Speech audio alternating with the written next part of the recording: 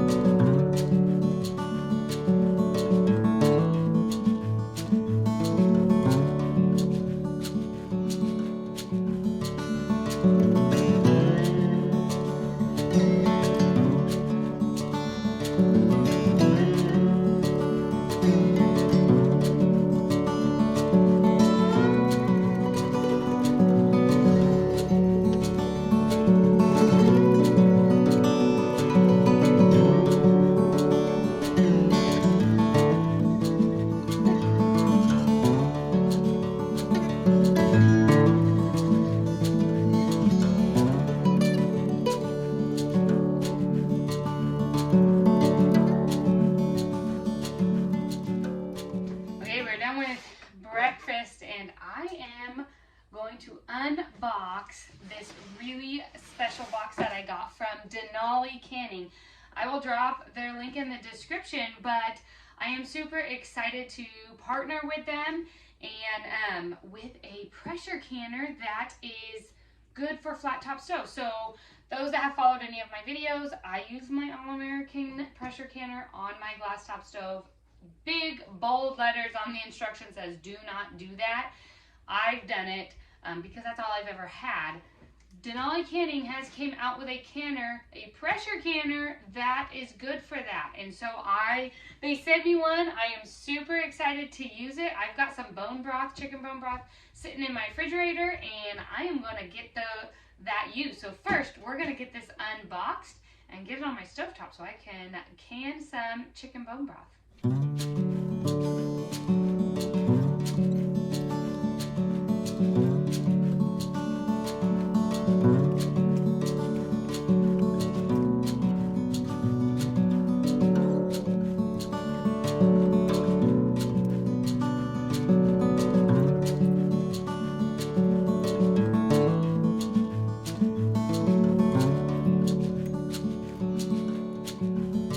Okay, got it all set up here. I have my jars heating up in here. I will say this, I do have a video out using my All-American pressure canner for canning bone broth.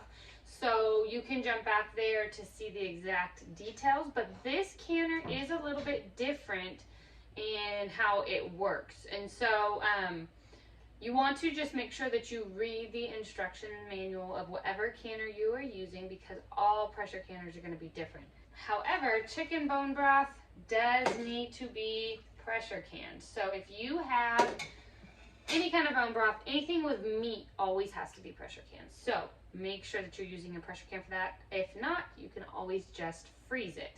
I will drop a link to my recipe for the bone broth, but super easy to make. I am heating it up now. I have my Denali Canning lids here and rings, and we will get the jars out as soon as that is nice and heated up, and I will get them pressure canned, which is not a very labor intensive project. It usually takes about 25 minutes. So we will get these canned up.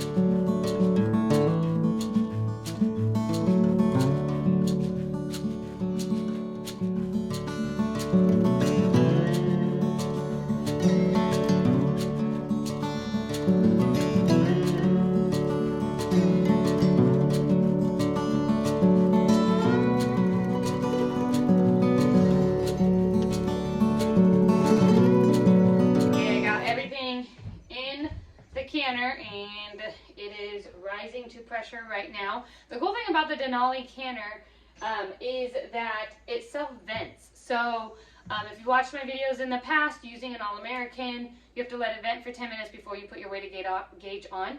You start this with your weight on all together, and it has it self-venting, so it's really, really nice. But while that is going, I want to talk to you all about Denali Canning and their products. So they are a fairly new company. It's been a couple years now, and they are really trying to just create products that are going to benefit us homesteaders. And so I just love their mission and what they stand behind.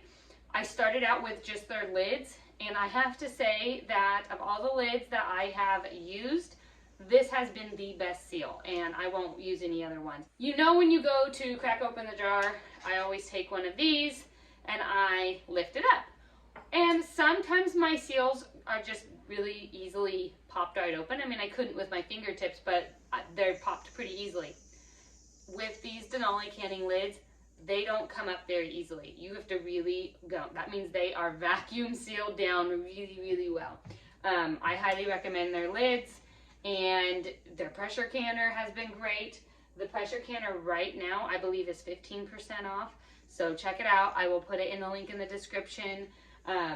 Like I said, the cool thing about this canner is that you can use it on any stove. So it is a pressure canner that you can use on glass top, you can use on the coil rings, you can use on gas. Any stove top can use this pressure canner. Has the built-in vent. Really, really neat. So we're gonna get the rest of these jars done and let it come up to pressure and get sealed, and then we'll remove our jars.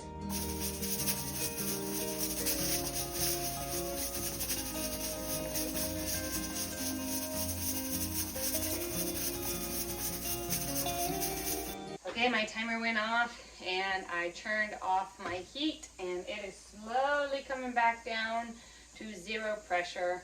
I'll go ahead and wait until it's 0, and then for this particular pressure canner, it says to wait at least 20 minutes after before you open up the lid. So with the All-American, you wait till it gets to 0, then you take your weighted gauge off, then you let it vent some more, then you can open your lid, then you let it sit. So it's kind of about the same. This one, they just say don't even open your lid and for 20 minutes. So I'm going to go ahead and follow the instructions to my manual. All in all, I have absolutely loved the way this pressure canner worked. It was very simple. It's not heavy at all. I love it on my glass top stove. I feel completely safe using it, and like I said, I didn't have to vent it. It was self-venting.